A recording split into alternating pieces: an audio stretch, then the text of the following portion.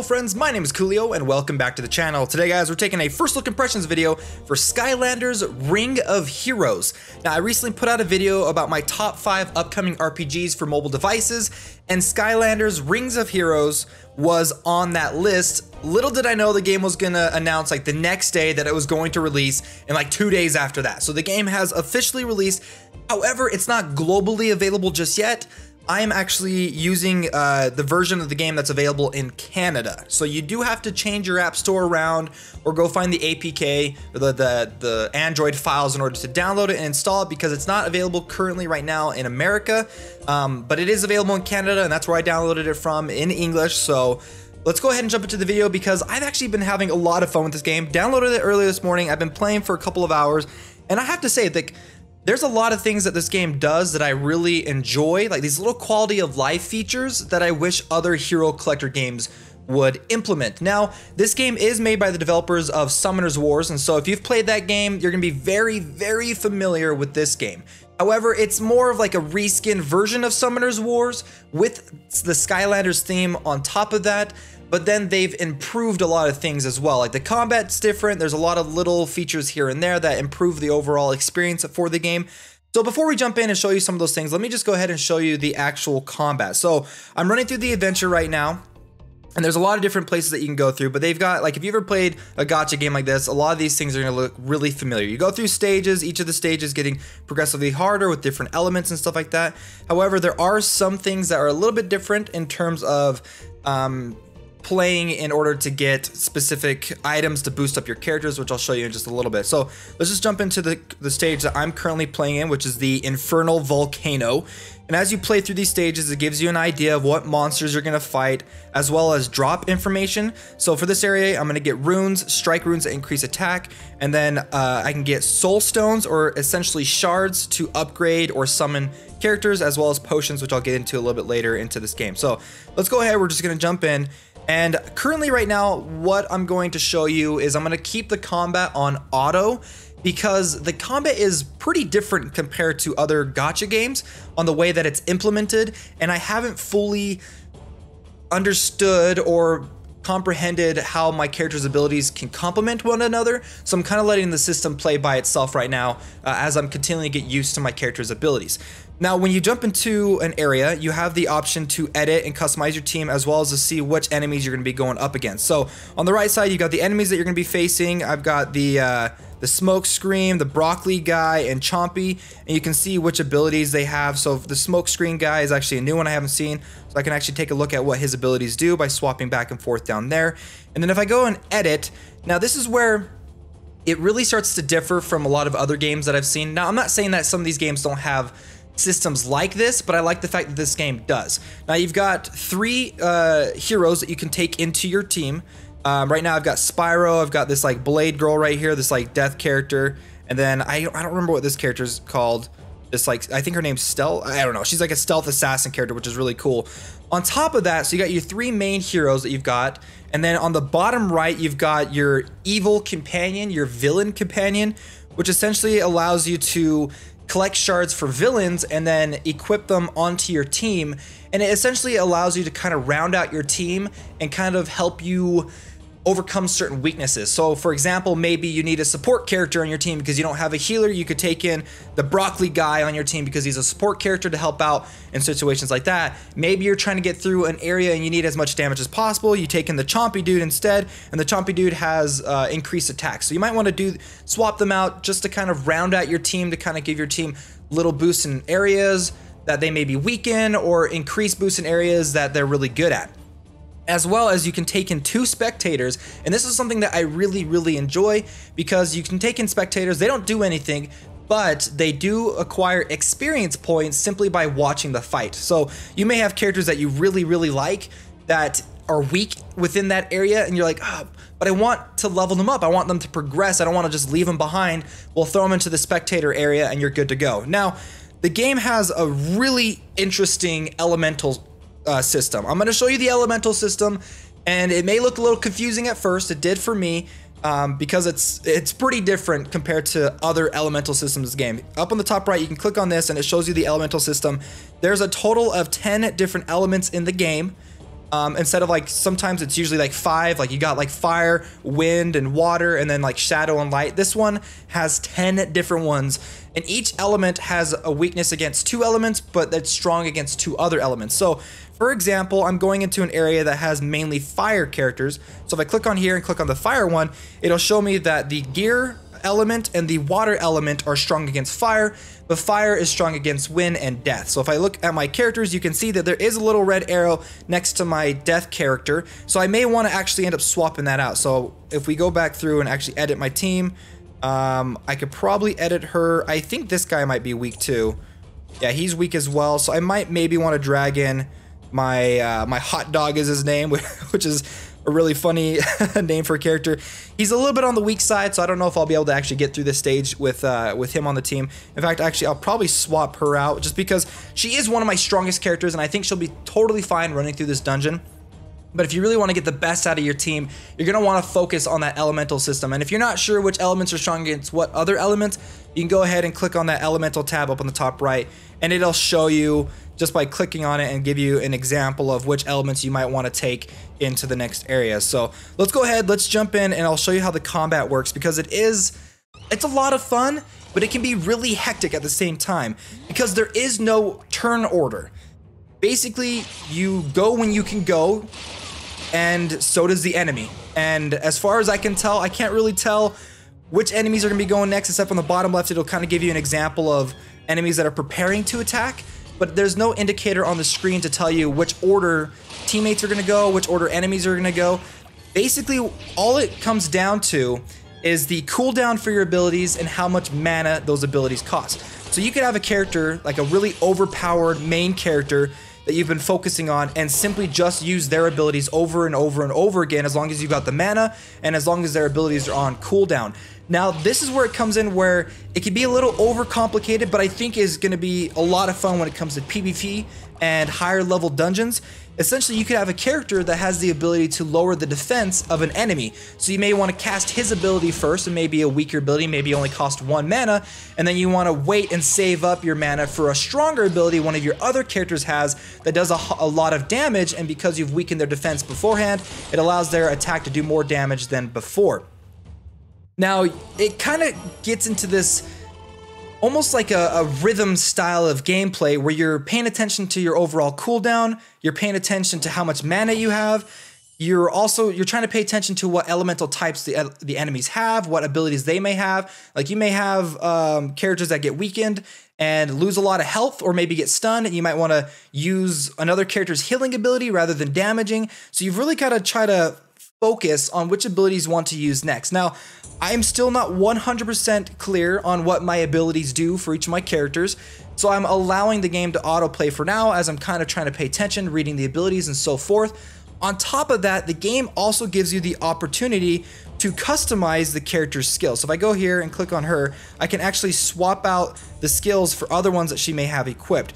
So for example, I've got the Roller Claw, which only costs 1 mana and slashes the enemy fairly quickly. Now the cooldown for that is 22 seconds, so it does take a good amount of time before I can use it again. However, it doesn't use as much mana.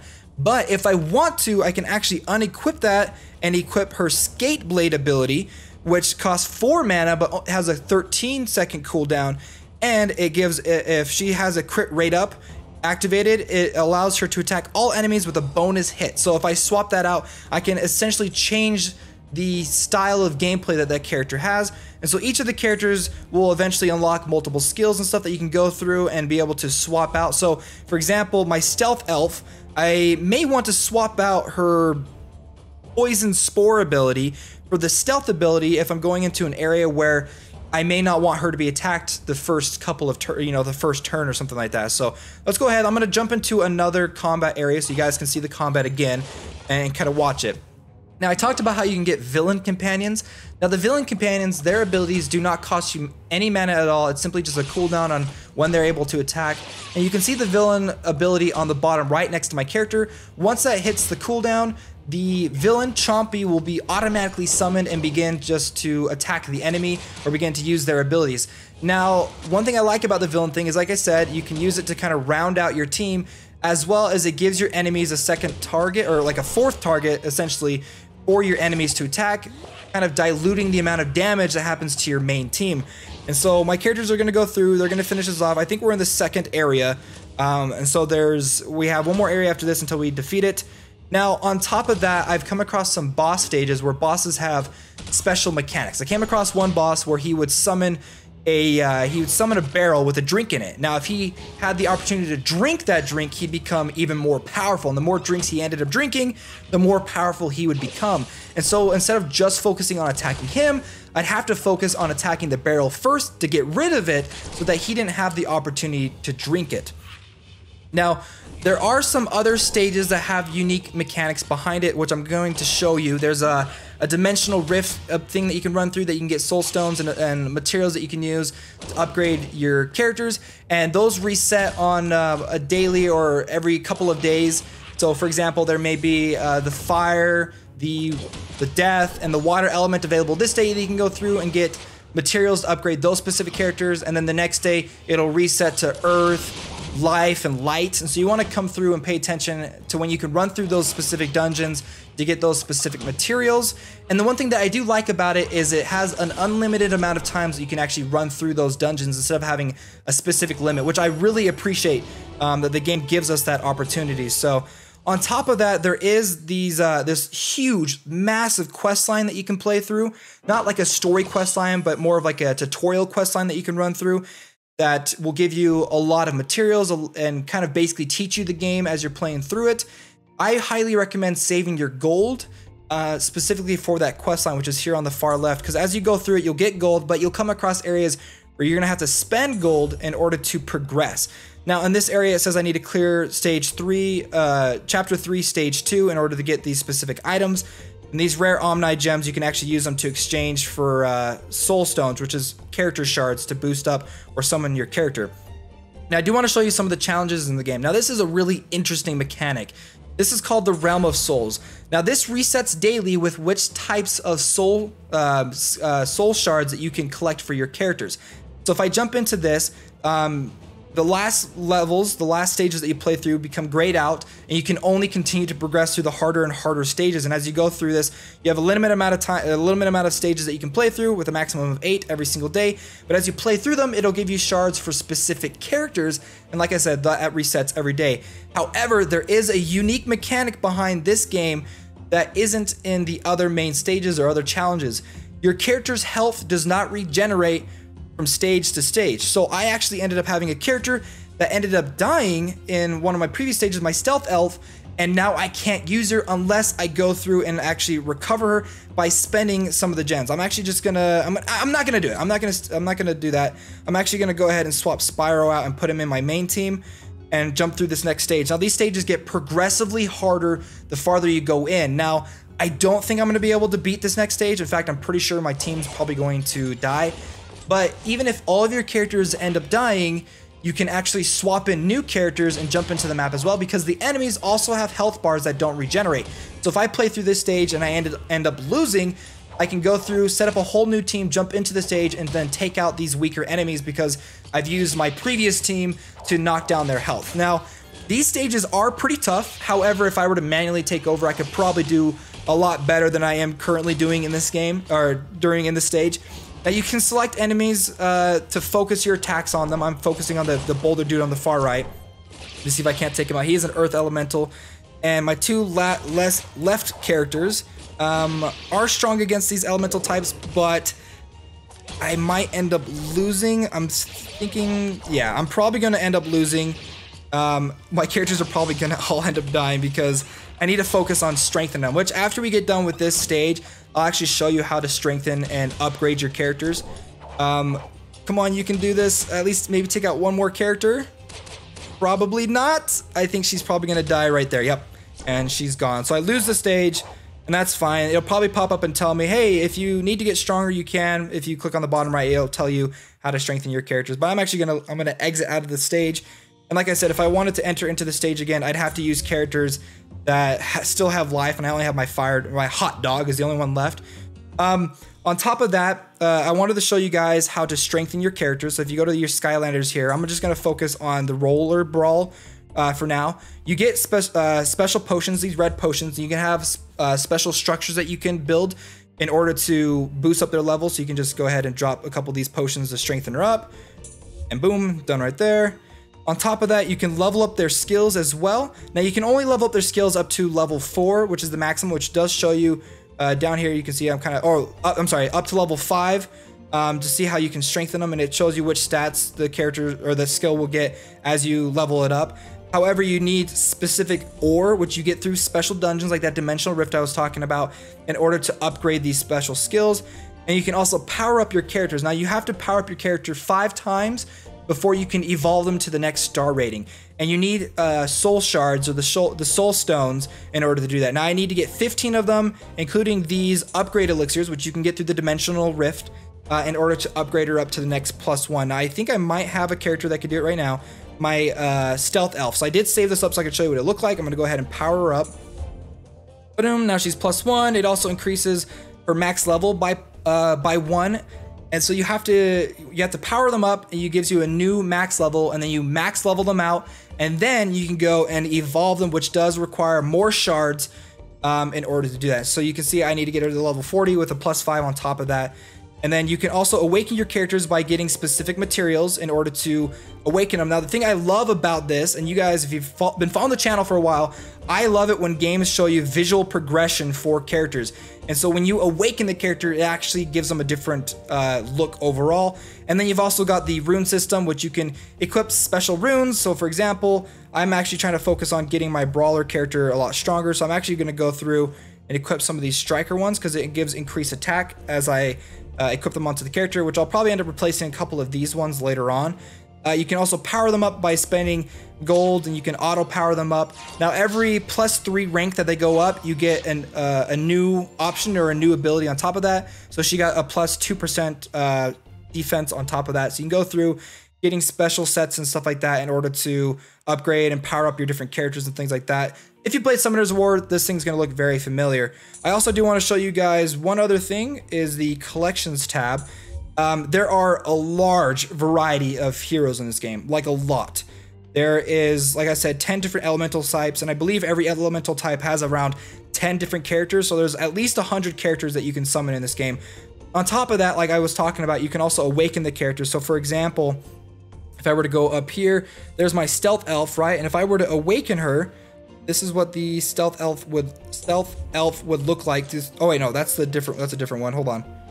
Right here, the awakened complete right there. So the stealth elf, that is hard to say. This is what she looks like awakened, which gives her a different visual progression, which I love. I love it when the games give you visual progression to your characters. So, okay, let's go ahead. I'm going to end the video off by doing some summons. Now, the game, due to the fact that it has just launched, has given us a ton of gems.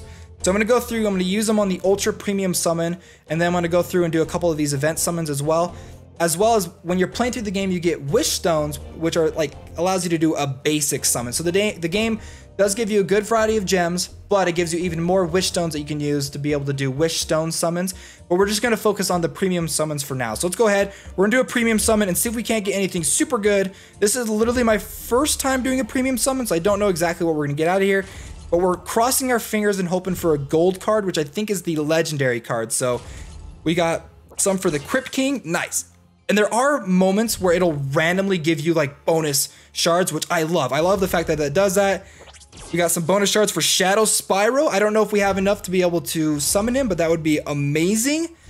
We got, I believe this is an epic card, Wildfire. We got a legendary, which is Stormblade. So we got 6 of them with 2 of them, and we can actually end up summoning Shadow Spyro, which is awesome. Let's go ahead and do another one of these.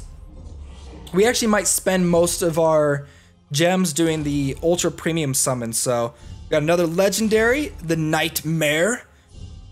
We got our basic rare, that's Chopper, which gives, oh sweet, now we have boost to Chopper. We might be able to summon him as well. Got an epic Sprocket, which gave us, we might have enough to be able to summon Sprocket now, which is awesome.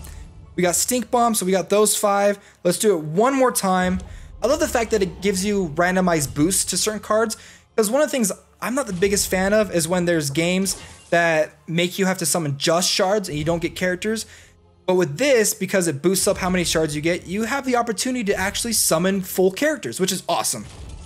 We got Flashwing, Blast Zone, Whirlwind, Shadow King Pen. We've got another legendary, Zulao, and then one more, Wom Shell. Oh, we got an extra one too. And Chill. Wow, we have a ton now. We got some more for Nightmare, which is great. So we need a whole bunch more for Nightmare, but we've got a ton for Blast Zone. Let's go. I'm gonna save my gems. I'm gonna just go and do a couple of full summons for characters because we just unlocked Shadow Spyro, which is awesome. Boom, here comes Shadow Spyro. That is awesome. Look at that. He's a defense character, so I know exactly how I'm gonna boost him up. I'm definitely gonna add him to my team, and then you can see some of the other characters as well that we were able to get. I'm gonna go ahead and summon Blast Zone. He's a fire character. And he's a pretty big looking dude, and he can actually fly. That's awesome. Well guys, I hope you enjoyed this video, and if you did, don't forget to hit that like button and subscribe to the channel for more mobile gaming videos coming in the future. And if you want to see more videos for Skylanders Ring of Heroes, let me know down below in the comments. Well guys, I'll see you next time.